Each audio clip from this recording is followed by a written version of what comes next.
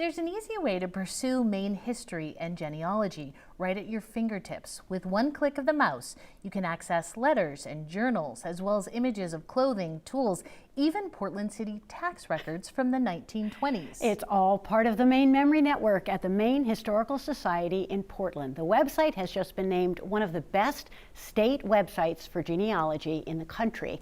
I sat down with the Historical Society's Deputy Director, Jamie Rice. It is the third oldest historical society in the United States. To access much of what has been collected here, you don't really have to leave the comfort of your own home. The Maine Memory Network is a digital history platform. It's a consortium that's hosted and operated by Maine Historical Society, but it includes close to 300 contributing partners. Most of the contributing partners, such as the Maine State Library and the Maine State Archives, are in-state because the content is Maine-driven. Some partners are outside the state, the National Archives and the Boston Public Library, for example.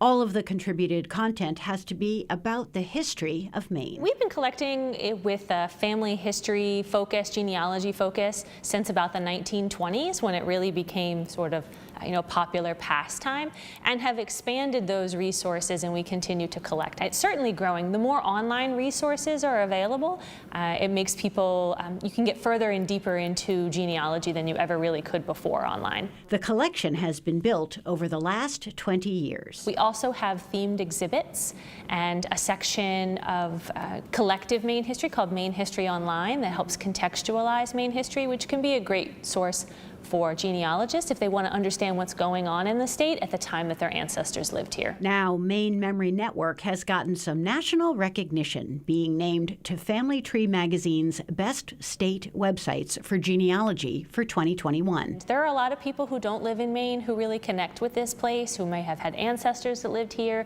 or spent time here, or their ancestors spent time here. So promoting our site nationally helps draw people who may be outside of the state to Maine Historical Society and our contributing partners, and help kind of put Maine history front and center. Navigating the website is a bit like opening the door to an enormous museum and being allowed to wander about, visiting one exhibit after another. It really helped put a focus on digital history and the importance of digital history and making things accessible online. Yeah. Certainly, we're committed to the physical and to our collections that are here, as are the repositories or the individuals who host their content online. And it will never replace seeing things in person, but it really gives people an opportunity to experience things that they might not otherwise been able to, especially during a global pandemic.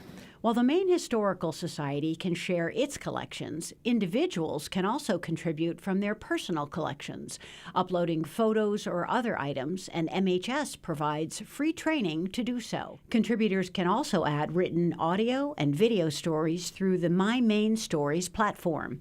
The website houses close to 50,000 items and gets visitors every day. And the collaborative nature is really what makes it special. One of the most popular components is the 1924 tax records for the city of Portland that can give you a glimpse of every taxable building in Portland in 1924, which is a fun activity if people have had ancestors who lived here at that time. A favorite part of the website is the Mystery Corner, where a photo might be posted and folks can help identify people or locations in the image. We have photographs from the Dave Astor Show, so we put some online and asked people to help identify who was on the show, and we got a lot of really great feedback.